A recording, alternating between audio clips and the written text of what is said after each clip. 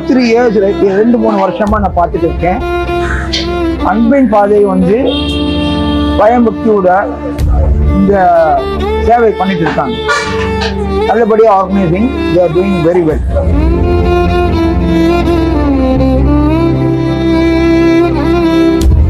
So ஒரு மனிதனுக்கு அடிப்படை தேவை உணவு, உடை, இருக்கிற வசதி, இந்த மூணுமே நம்ம வந்து கவர் பண்ணிட்டு இருக்கோம். அது மட்டும் இல்லாமல் கல்வியும் மருத்துவ உதவியும் நம்ம பண்ணிட்டு இருக்கோம்.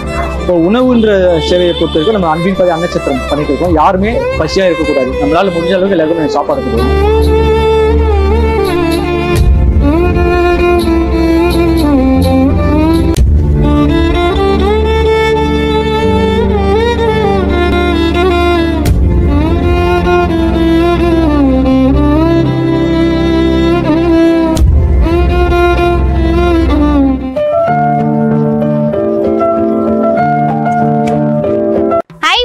Welcome back to our channel. இன்னைக்கு வந்து பாத்தீங்கன்னா நம்ம ஒரு புதுமையான இடத்துக்கு தான் வந்திருக்கோம். இது வரைக்கும் இந்த மாதிரி வீடியோ நான் பண்ணதே கிடையாது. இதுதான் ஃபர்ஸ்ட் வீடியோங்க.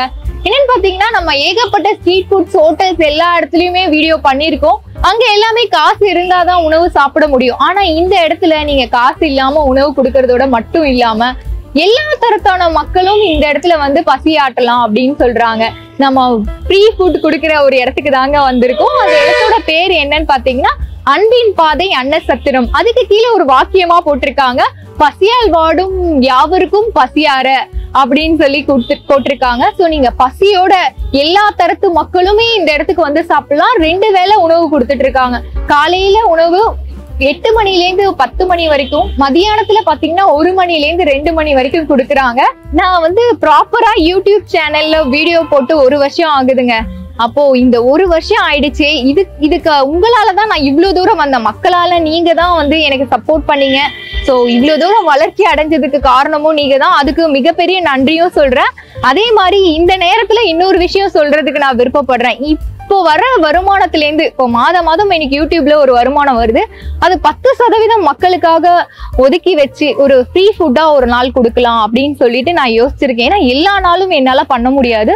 ஆனா வந்து அது ஒரு தொகையா சேர்ந்ததுக்கு அப்புறம் ஒரு டீசெண்டா ஒரு அமௌண்ட் சேர்ந்துருக்கும் இல்லையா, அப்போ ஒரு நாளைக்கு வந்து ஒரு வேலையாவது நல்ல ஒரு பசியார ஒரு இல்லாத ஏழைப்பட்ட மக்களுக்கு கொடுக்கணும் அப்படின்றது என்னோட அபிப்பிராயம்.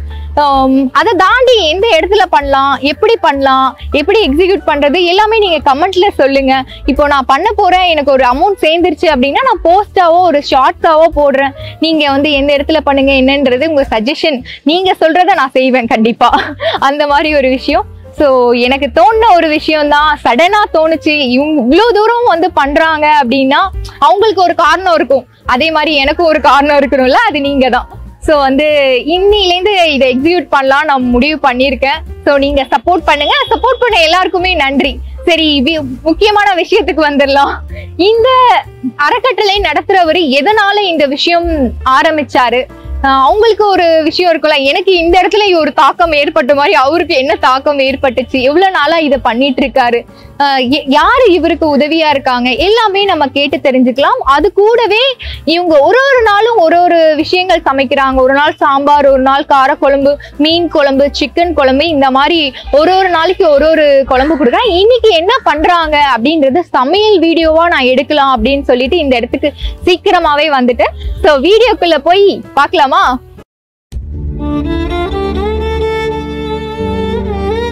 வணக்கம், என்னோட பேர் கிளமெண்ட். அன்பின் பாதை ட்ரஸ்டோடைய ஃபவுண்டர் நான். இந்த அன்பின் பாதை அன்னச்சத்திரம் 2 வருஷமா நம்ம பண்ணிட்டு இருக்கோம். இதுக்கு முன்னாடி வந்து நம்ம சாப்பாடு பார்சல் பண்ணி வீட்லயே ஆஃபீஸ்லேயே ப்ரிப்பேர் பண்ணி ரோட்ல இருக்க மெரினா பீச், கோவில் அங்கே இருக்கிறவங்களாம் போய் கொடுப்போம். ஸோ ஒரு அன்னச்சத்திரமா இதை கன்வெர்ட் பண்ணணும். அவங்களுக்கு ஒரு டேபிள் சேர் போட்டு அவங்களுக்கு தனியாக தட்டு கிளாஸ்லாம் கொடுத்து அவங்கள உட்கார வச்சு டேபிள் உட்கார வச்சு சாப்பாடு கொடுக்கணும்னு நினைச்சோம். ஸோ இந்த இடம் நமக்கு சாந்தோம் ஆப்போசிட்ல கிடைச்சிது. சர்ச்சில் நம்ம கேட்டுருந்தா அவங்க இடம் கொடுத்தாங்க. இந்த இடத்துல நம்ம நல்லா பண்ணிட்டு. ஸோ ஒரு மனிதனுக்கு அடிப்படை தேவை உணவு, உடை, இருக்கிற வசதி, இந்த மூணுமே நம்ம வந்து கவர் பண்ணிட்டு இருக்கோம். அது மட்டும் இல்லாமல் கல்வியும் மருத்துவ உதவியும் நம்ம பண்ணிட்டு இருக்கோம். இப்போ உணவுன்ற சேவையை பொறுத்த வரைக்கும் நம்ம அன்பின் பாதை அன்னச்சத்திரம் பண்ணிட்டு இருக்கோம். யாருமே பசியா இருக்கக்கூடாது. நம்மளால முடிஞ்ச அளவுக்கு எல்லாருக்கும் சாப்பாடு கொடுக்கணும். உடை வந்து ஜென்ரல் பப்ளிக் கிட்ட நம்ம பழைய துணி, அவங்க போடாத நல்லா இருக்கிற துணி, பழைய துணியை கலெக்ட் பண்ணி அவங்களுக்கு வந்து நம்ம ரோட்ல இருக்கலாம் கொடுத்துட்டு இருக்கோம். இருப்பிட வசதி வந்து நம்ம ரோட் சைட் பீப்புள், வயசான தாத்தா பாட்டி, அவங்களாம் ரோட்ல யாருமே ஆதரவற்று இருப்பாங்க. ஸோ அவங்கள நம்ம ரெஸ்கியூ பண்ணி அவங்களை குளிக்க வச்சு முடி வெட்டி அவங்களை காயத்துக்கு மருந்தெல்லாம் போட்டு கார்பரேஷன், போலீஸ் அவங்களோட சப்போர்ட்டோட அவங்கள கவர்மெண்ட் ஹோம்ல சேர்த்து பண்ணிட்டு இருக்கோம். அது மட்டும் இல்லாம ஒரு 3 இடத்துல நம்ம ஃப்ரீ டியூஷன் பண்ணிட்டு இருக்கோம். நம்ம ஒரு 150 பிள்ளைங்க படிக்கிறாங்க ஃப்ரீயாவே. ஒன் பேரண்ட், அம்மா அப்பா இல்லாத பசங்க, ஏழை பசங்க எல்லாமே படிக்கிறாங்க.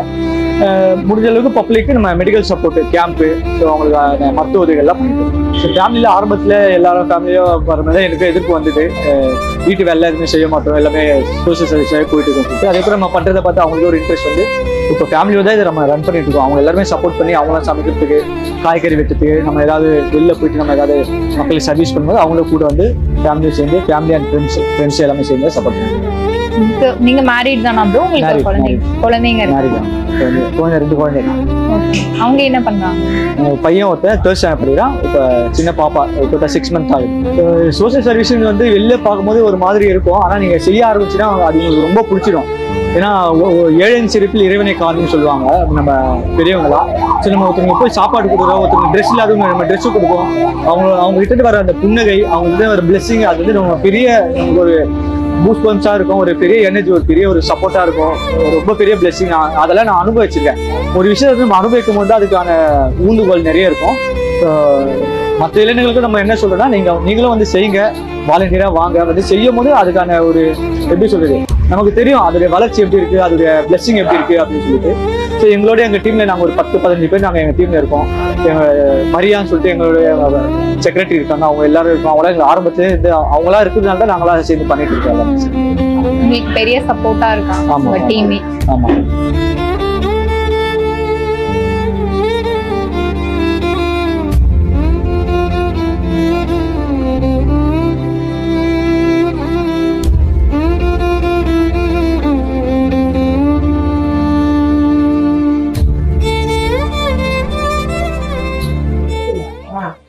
இவ்வளவு என்னக்கா இருக்குது? இது 1/2 லிட்டருக்கு மேல இருக்கு. இது ஒரு டீஸ்பூன் இருக்குமாக்கா? ஒரு டீஸ்பூன்.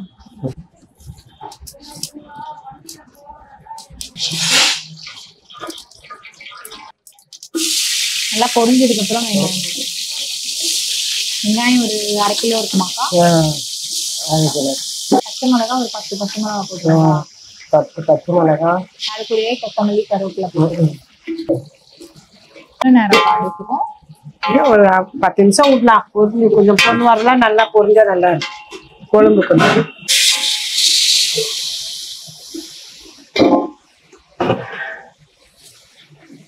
தக்காளி ஒரு 1/2 கிலோ இருக்குல்ல? தக்காளி 1.5 கிலோ போடணும். இது வந்து 1/2 கிலோ இருக்கும். அது இது வந்து வெங்காயம் வந்து 1 கிலோ. 1 கிலோ. தக்காளி வந்து 1.5 கிலோ. 1.5 கிலோ. ஆமா. அரைச்சது 1 கிலோ. அரைச்சது ஆமா, அரைச்சது பாதி அரைச்சிடுவோம். இதுல கொஞ்சோண்டு வதக்கிட்டு அதுக்கப்புறம் இந்த அரைச்சதை ஊத்திடுவோம். இது வந்து நீங்க அரைச்சி வேற போடுவீங்களா? ஆமாம்மா. அப்பதான் இவ்வளவு பேர் செய்யறதுனால கொஞ்சம் குழம்பு திக்காவா இருக்கும், கொஞ்சம் நல்லா கொஞ்சம் டேஸ்டாவும் இருக்கும். இல்லைன்னா அப்படியே வதக்கி போட்டா நம்ம வீட்டுல ஒரு 4 பேருக்கு செய்வோம். அப்படி செய்ய இது நிறைய பேருக்கு செய்யறதுனால இப்படி செஞ்சாதான் கொஞ்சம் ஆண்டு வரும். சரி. அதனால நிறைய அளவு வரணும்னா, ஆமா, நிறைய அளவு வரணும்னா கொஞ்சம் அரைச்சி செய்யணும். அப்பதான் நிறைய அளவு வரும். இல்லைன்னா அளவு வராது, நம்மளுக்கு குழம்பு திக்கி கொடுக்காது. இப்ப இத போட்டாச்சு. இத போட்ட உடனே இது கூடயே நாங்க காய் எடுமா. மொத்தமா வெங்காயம் தக்காளி, வெங்காயம் 1 கிலோ, தக்காளி 1.5 கிலோ. 1.5 கிலோ. அதுல பாதி வதக்கிறதுக்கும் பாதி அரைக்கிறதுக்கும் போட்டுக்குவோம். அப்படி வந்து ஆள் வந்து கம்மியா வர்றதுனால நாங்க போடுறோம். ரொம்ப அதிகமா வந்துச்சுன்னா அதிகமா போடுவோம். சரி. கம்மியா இருக்குதுனால நம்ம இப்ப கொஞ்சம் கம்மி பண்ணிட்டோம். ஆள் பாப்போம் எப்படி வராங்கன்னு பார்த்துட்டு ஒரு நாள் முன்னாடியே எங்களுக்கு தெரிஞ்சிடும் ஆள் வராங்க. ஆனா அதிகமா சேர்த்துப்போம். சரி. இப்ப 1.5 கிலோ 1 கிலோ வெங்காயம் வாங்குறோம்ல, அதுவே வந்து 2 கிலோவா ஆக்கிடும். அப்படி அதிகமா பண்ணிப்போம். இது எத்தனை பேர் சாப்பிடலாம்க்கா? இது எத்தனை பேருக்கு? இப்ப நாங்க செய்யறது வந்து 50-60 பேர் சாப்பிடுறாங்க. இப்ப இது சாப்பிடுறது இப்ப வந்து எக்ஸ்ட்ராவே நாங்க செஞ்சிருவோம். ஒரு 80 பேர் சாப்பிடுற மாதிரி செஞ்சிருவோம். சரி. ஏன்னா ஆளுங்க ஒவ்வொருத்தரா வந்துன்னே இருப்பாங்க. 80 பேர் சாப்பிடுவாங்க. இப்ப தக்காளி வெங்காயம் ரெண்டுமே தனித்தனியா தான் அரைச்சிருக்கீங்க. அரைச்சி ஒன்னா சேர்த்திருக்கிறோம். அதுக்கு வந்து தனித்தனியா வதக்கி இருக்கிறோம். அதுக்கப்புறம் அரைச்சது 2 மொத்தமா அரைச்சதையும் மொத்தமா சேர்த்து ஊத்தி இருக்கிறோம். இப்ப அடுத்தது இந்த காய போட்டு இதுல வந்து கத்திரிக்காய், முள்ளங்கி, இந்த கத்திரிக்காய் முள்ளங்கி வந்து போட்டு இதோட போட்டு கொஞ்ச நேரம் ஒரு 10 நிமிஷம் வேக போடுவோம். வேக போட்டு எடுத்த உடனே அதுலயே மசாலையை போட்டுருவோம்.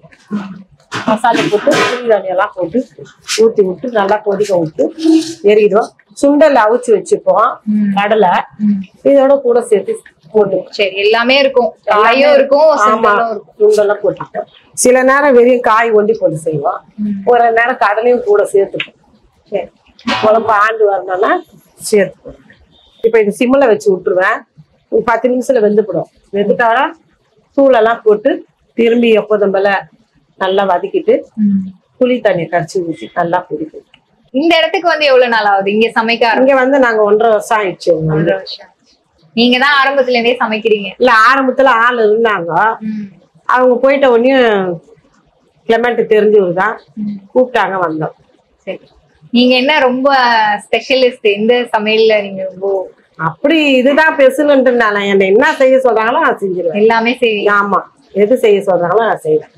எனக்கு தெரியாதது இருந்தா தெரியலன்னு சொல்லிடுவேன். தெரிஞ்சதா இருந்தா தெரியும், நான் செய்யறேன். இல்ல அதான். ஆனா மெயின் நீங்க தான் இந்த கிச்சனுக்கு. அந்த அக்கா உங்க அசிஸ்டன்ட்? அப்படி இல்ல, அப்படியெல்லாம் கிடையாது. 2 பேரும் சேர்ந்து. 2 பேரும் ஒண்ணுதான். விட்டு கொடுக்க மாட்டீங்களா? அது இதுல எல்லாம் எப்படி விட்டு கொடுக்க முடியும்? உங்க பேருக்கா? என் பேர் அருள்வேல். சுமதி. சுமதி. இந்த ஊர் தானா? சென்னை? ஆமா, இதே ஊர் தான். காய் வந்துச்சு.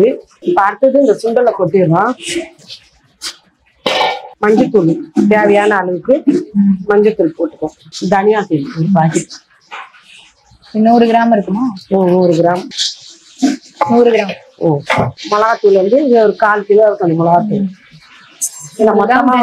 ஆமா, 1/4 கிலோ மிளகாத்தூள் போட்டா சரியா இருக்கும். இல்ல, அதிகமா போடுவோம். இப்போ அந்த தூள் எல்லாம் போடுவோம்.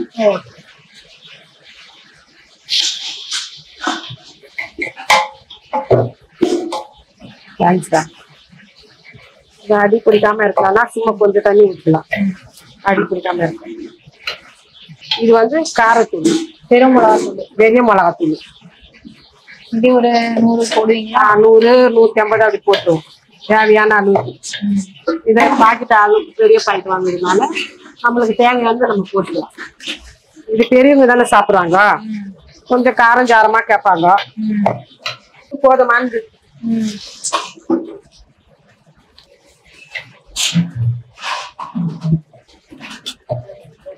பச்சை வாடை போற வரைக்கும் அது தண்ணி கொஞ்சம் போட்டு நம்ம பண்ணா அந்த பச்சை வாடை இருக்காது.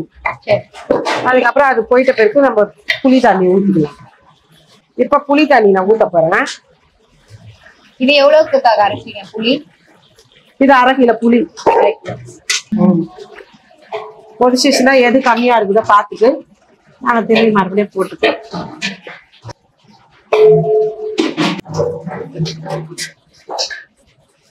இப்ப எனக்கு சரியா இருக்கு உப்பெல்லாம். மற்றவங்க கிட்ட காட்டுவேன் கொதிக்கும் போது எப்படி இருக்கு பாருங்க. அவங்களும் வந்து கரெக்டா இருக்குதுன்னா ஊற்றுவோம். இல்ல உப்பு கம்மியா இருக்குது, காரம் கம்மியா இருக்குதுன்னு அவங்க சொன்னாங்கன்னா அதுக்கு தகுந்த மாதிரி போட்டு.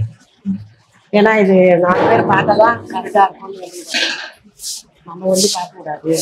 நம்ம பார்த்து ஒரு நேரம் நமக்கு உப்பு கம்மியா இருக்கிற மாதிரி தெரியும், சரியா இருக்கிற மாதிரி தெரியும். நம்ம வாய்க்கு ஒரு மாதிரி இருக்கும், இன்னொருத்தர் வாய் ஒரு மாதிரி இருக்கும். அதனால பார்த்து 2 பேர் பார்த்ததுக்கு அப்புறமா 3 பேர் பார்த்துட்ட பேருக்கு நீங்க பாக்குறீங்களா காரம்? பார்த்து சூடா இருக்கு, சரியா இருக்கு. ஆனா சாப்பாடுக்கு கொஞ்சம் உப்பு கம்மியா இருக்கு மாதிரி. புளிப்புலாம் கரெக்டா? அதுதான் பார்த்துட்டு போட்டுக்கலாம். ஏன்னா சாப்பாட்டுல உப்பு போடுறோம்ல நம்ம. ஆமா ஆமா, அப்பனா சரியா கரெக்டா இருக்கும். அவ்வளவுதான் மக்களே, குழம்புலாம் ரெடி ஆயிடுச்சு. இதுக்கப்புறம் சாப்பிட போலாம்.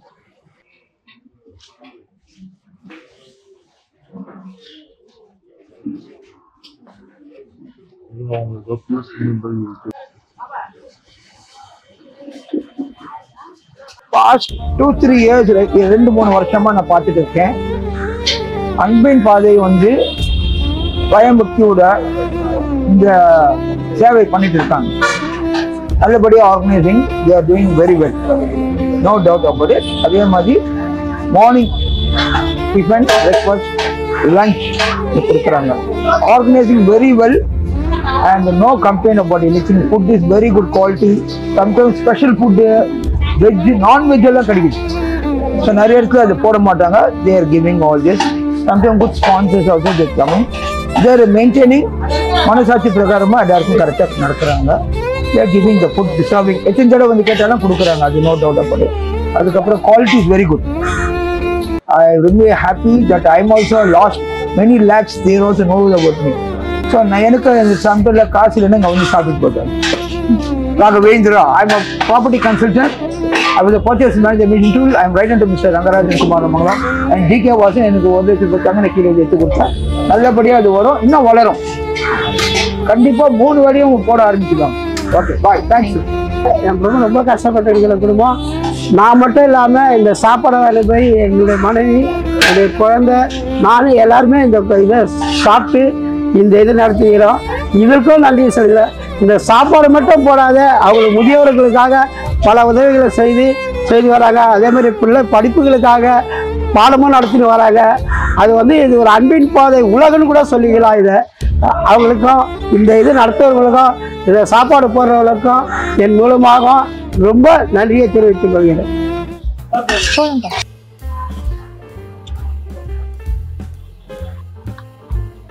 சாப்பிட்டீங்களாக்கா? நான் சாப்பாடு வாங்கிட்டு வந்துட்டேன். ஆக்சுவலி இன்னைக்கு வந்து காய்கறி போட்டு காரக்குழம்பு சுண்டல்லாம் போட்டிருக்காங்க. ஸ்வீட் வந்து வாரத்துக்கு 2 நாள் கொடுப்பாங்களாம். வத்தலும் இருக்கு, ஊறுகாய் கொடுக்குறாங்க. முதல்ல ஸ்வீட்ல இருந்து ஆரம்பிக்கணும். நான் வந்து குழம்பு பார்த்த ஆர்வத்துல சாப்பிட ஆரம்பிச்சிட்டேன்.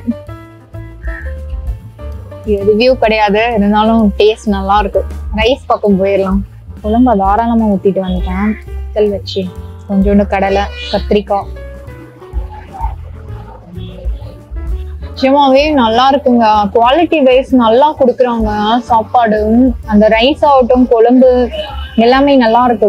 இந்த அறக்கட்டளையோட நோக்கமே என்னன்னு பாத்தீங்கன்னா, அன்னை தெரசா மாதிரி சேவை பண்றாங்க. அதை தாண்டி பாத்தீங்கன்னா சாப்பாடு வந்து வள்ளலார் எப்படி வயிறார ஏழை மக்களுக்கு கொடுத்தாங்களோ அதே மாதிரி கொடுக்கணும்ன்றது அவங்கள ரோல் மாடலா வச்சுதான் இந்த அறக்கட்டளையை ஸ்டார்ட் பண்ணாங்களாம். நீங்களுமே ஹெல்ப் பண்ணணும் அப்படின்னு நினைச்சீங்கன்னா உங்களுக்கு டிஸ்கிரிப்ஷன்ல அவரோட கான்டாக்ட் நம்பர் கொடுத்துடுறேன். ஸோ வந்து நம்மளோட சேவை ஒரு ஸ்பெஷல் டேல வந்து யாருக்காச்சும் சாப்பாடு கொடுக்கணும், உதவணும் அப்படின்னு நினைக்கிறவங்க கண்டிப்பா அவரை கான்டாக்ட் பண்ணி நீங்க ஹெல்ப் பண்ணலாம். இதே மாதிரி வேற ஒரு சுவாரஸ்யமான வீடியோல நம்ம சந்திக்கலாம். இத்துடன் உங்களிடமிருந்து விடை பெறுவது உங்கள் கிருத்திகா. பாய்.